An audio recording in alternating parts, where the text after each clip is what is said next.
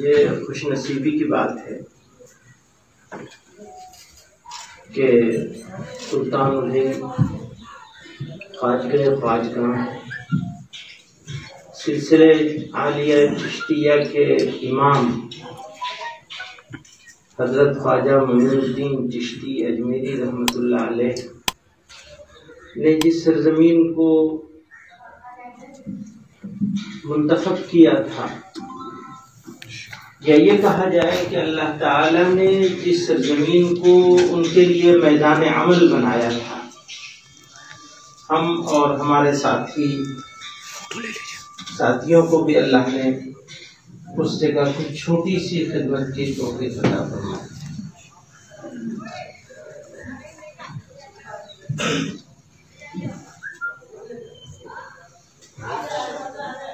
अगर किसी को बादशाह का दोस्त बनना है तो बादशाह को राजी करना पड़ता है। राजी करने के लिए वो काम करने पड़ते हैं जिससे बादशाह खुश होता है। अगर कोई आदमी बादशाह का दोस्त बनना चाहे और काम वो करे जिससे बादशाह को तकलीफ पहुंचे, तो वो बादशाह का दोस्त बन सकेगा? नहीं बन सकेगा।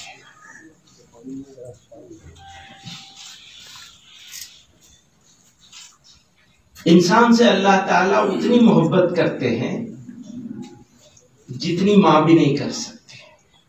कहते हैं 70 गुना ज्यादा। और मैं ये कहता हूं कि अब तक इंसानों में नहीं, तमाम जानदारों में जितनी माएं हुई हैं, उनकी सबकी मोहब्बत एक जगह इकट्ठा कर दी जाए तो उससे 70 गुना ज्यादा अल्लाह ताला अपने बंदों से मोहब्बत करते हैं, अपनी मखलूकात से मोहब्बत करते हैं।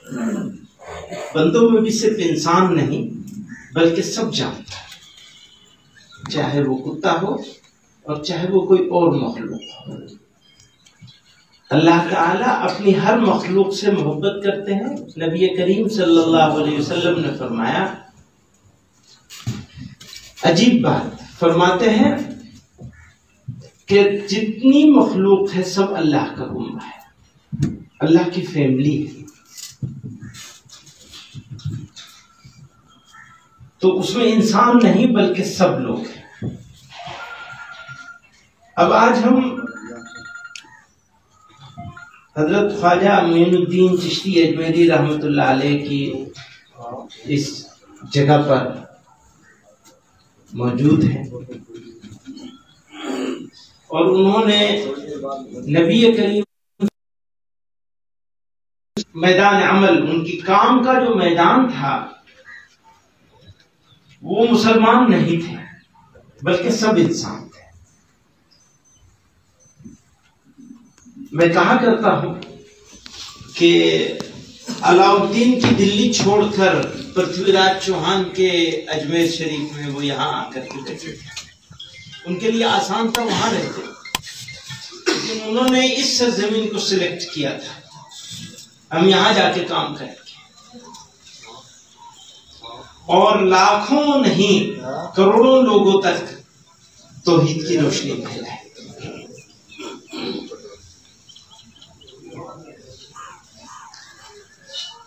पर हमारा क्या हाल है? हमारा हाल ये है कि मुश्किलें तो आ रही हैं, लेकिन कौम जिंदा होने के लिए तैयार नहीं है। कौम के सोने का, आराम तलबी का वही हाल है। अगर मुश्किल हालात में भी कौम जागे नहीं और अपने लिए सही रास्ते का इंतखाब ना करे, तो वो कौम को जिंदा कौन कर सकता है? सोयों को जगाया जा सकता है, जागतों को कौन जगाएगा? लंबी लंबी बात करेंगे, खूब सारे अलकाब लगाएंगे आदमी के नाम के सामने, पता नहीं वो कोई बना देगा कायदे मिल्लत। अपनी जबान से जो चाहे कह लो, जबान भी तुम्हारी है, कलम भी तुम्हारा है, जो चाहे लिख लो,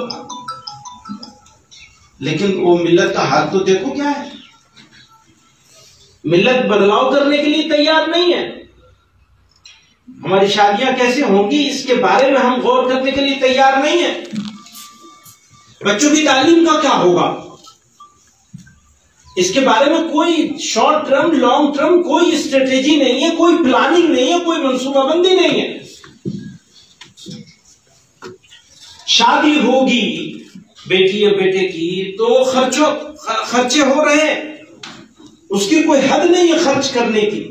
अपनी हैसियत से ज्यादा खर्च कर लेंगे और बकरी पालते हैं, उसकी जितनी निगहदाश्त करते हैं कम से कम उतनी भी अपने बच्चों की निगहदाश्त नहीं करेंगे। अगर जानवर पालेंगे उसकी जितनी फिक्र कर लेते हैं बच्चों की उतनी भी फिक्र नहीं करते। जो अगली नस्ल है तो कहां रोएंगे, किसके सामने जाकर रोएंगे? इसी बात पर खुश हो लेंगे कि हमने ये कर लिया, हमने वो कर लिया, अपनी तारीफ सुन कर लिया। अपनी तारीफ कोई दूसरा नहीं करेगा तो अपनी जबान से ही कर लेंगे अपनी तारीफ। बहुत अच्छी बात हो गई। यहां जिम्मेदारान सारे मौजूद हैं, तकरीबन सूबे के अक्सर जगहों के जिम्मेदारान मौजूद हैं, अक्सर अदला के। हमारे बीच में यहाँ नाजिम साहब मौजूद हैं। मैं इनको जमीयत उलमा के अपने सब आप साथियों की तरफ से इस्तकबाल करना चाहता हूं। अंगारा साहब है, शुरू से हमारे साथ है, साथ और सिर्फ यहां नहीं मुल्क में जगह जगह जहां जब जरूरत पड़ती है, जहां जब बुलाया जाता है हमेशा मौजूद रहते हैं। आप लोग मौजूद रहते हैं।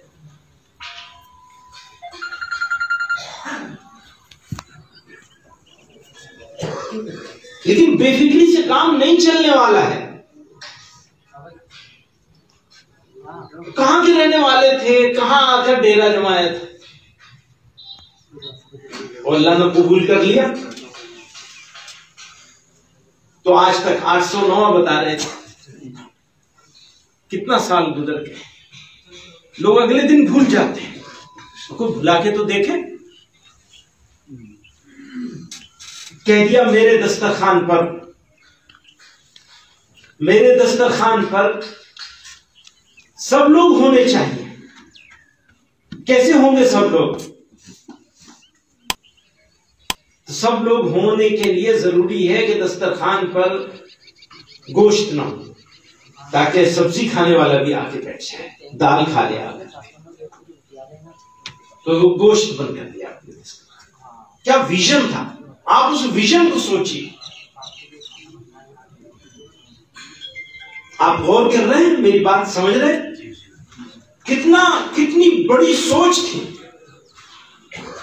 उस सोच ने लोगों की जिंदगी में इनकलाब पैदा किया था। जाहू हशमत ने, अलकाब ने लोगों के दिलों को फतह नहीं किया था कि जो लक़ब लगाए जाते हैं लोगों के नामों के साथ, उसने दिल फतह नहीं किया था। दिल तो वो कदम नीचे उतर जाने नहीं लोगों का दिलों को।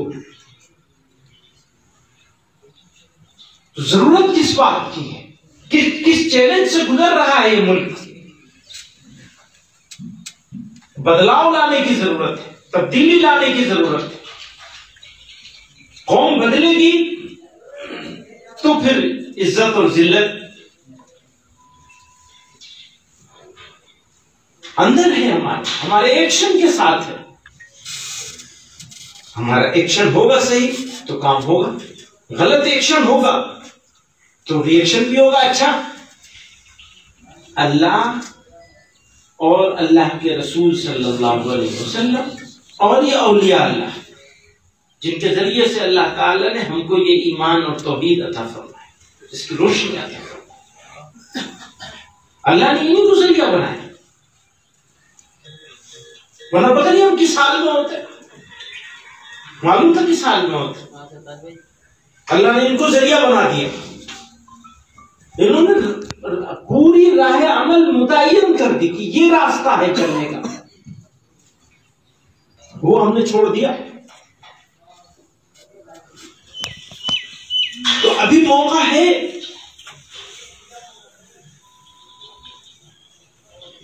दुश्मन से लड़ने के लिए। बाहर का बदलाव उतना जरूरी नहीं है जितना अंदर का बदलाव है। जब तक हमारे अंदर बदलाव नहीं आएगा तब तक हम जमाने को बदल नहीं सकते।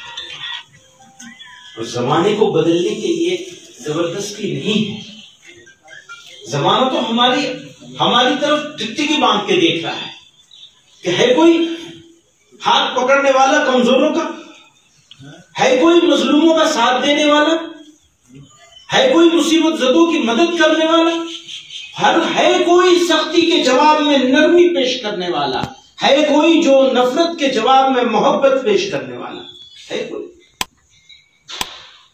पूरी दुनिया में तरस रही है। इससे ज्यादा मुश्किल घड़ी इंसानियत के ऊपर कभी नहीं आई होगी जैसे इस वक्त आई। और इतनी जिम्मेदारी, रिस्पॉन्सिबिलिटी मुसलमानों के ऊपर कभी नहीं आई होगी जितनी आज है। हमारे ऊपर रिस्पॉन्सिबिलिटी आ गई, हमारे और आपके ऊपर। हमें एहसास भी नहीं। हम तो बस इसमें हैं कि बिरादरी क्या कहेगी, बिरादरी क्या कहेगी, रिश्तेदार क्या कहेंगे। मेरे भाइयों को मैं शुक्रिया अदा करूंगा इन लोगों का। लंबी बात करने का मौका नहीं है। मैं मौलाना शब्बीर साहब को शुक्रिया अदा करना चाहता हूँ। कारी अमीन साहब मौजूद हैं यहाँ। लगातार पिछले 4-5 सालों से जमीयत उलमा के मकामी सूबाई जिम्मेदारान खिदमत अंजाम दे रहे हैं, कोशिश कर रहे हैं। आज भी कह रहा था कि इस जिले में और जिले के पूर्व जवार में स्काउट की हमारे जो यूथ क्लब है वो खड़ा किया जाना चाहिए ताकि खिदमत और मुनज़्ज़म तरीके से अच्छे से की जा सके। और वो आर्जी बात है, खिदमत तो साल में 2 मरतबा मौका मिलता है, लेकिन रोजाना की करने का काम है। अपने पड़ोस को देखना है, अपने मोहल्ले को देखना है, अपने गांव को देखना है, अपने कस्बे शहर को देखना है, अपने रिश्तेदारों को देखना है, दोस्तों को देखना है, ताल्लुक वालों को देखना है, और जिनसे ताल्लुक नहीं उनको भी देखना है। यही तो हमारी जिम्मेदारी है कि कैसे हम किसी दुखी का हाथ पकड़ लें और उसको कुछ नहीं तो कम से कम मुस्कुराहट ही दे सके। मुस्कुराना भी इबादत है, तारे सवाब है। अगर एक इंसान किसी दूसरे इंसान को देख के मुस्कुराता है, फिर एक मोमिन किसी मोमिन को देख के मुस्कुराता है, फिर कोई रिश्तेदार को, भाई को देख के मुस्कुराता है, और कोई शोहर बीवी को देख के और बीवी शोहर को देख के मुस्कुराती है, तो इसके बारे में तो नबी अलैहिस्सलाम ने फरमाया कि उन दोनों को मुस्कुराते देख के अल्लाह मियां मुस्कुराते, खुश होते हैं, देखो मेरे बंदे। तो मैं सब लोगों का शुक्रिया अदा करता हूँ, आप लोगों की आमद का शुक्रिया अदा करता हूँ। हमारे मौलाना हकीमुद्दीन साहब, शुरू से वो ये जब फैसला हुआ कि यहाँ कैंप लगाया जाएगा, शुरू से इसमें लगे। हमारी तो ये भी ख्वाहिश है कि हम यहाँ एक हॉस्पिटल बनाएं। ये ख्वाहिश है, अल्लाह ये पूरा करते। अब बड़ी चीज सोचने में तो कोई गुनाह है ही नहीं, बल्कि हमारे अल्लाह मियां हम पर ऐसे मेहरबान है कि अगर हम सोच लेते हैं कि ये करना है तो कर पाए या ना कर पाए, करने की नियत करने का सवाब तो मिलने ही लगता है। तो वो सवाब तो मुझे बहुत दिनों से मिल रहा है। अब बनाने का सवाब भी मिल जाए, खुदा करे कोई ऐसी शक्ल हो जाए कि हम यहाँ कोई अच्छा सा एक ऐसा हॉस्पिटल बनाने में कामयाब हो जाए जो सारे साल लोगों की खिदमत करता रहे बगैर किसी तफरीक के। तो आप लोग दुआ करें, अल्लाह ताला ऐसा करवा दे। हम ख्वाब देखने में तो कोई बुराई है नहीं है, आदमी सब तरह के ख्वाब देखता है, कोई पूरे होते हैं, कोई नहीं पूरे होते। तो बहुत बहुत शुक्रिया आप लोगों का, तशरीफ आवरी का और मुझे मौका देने का।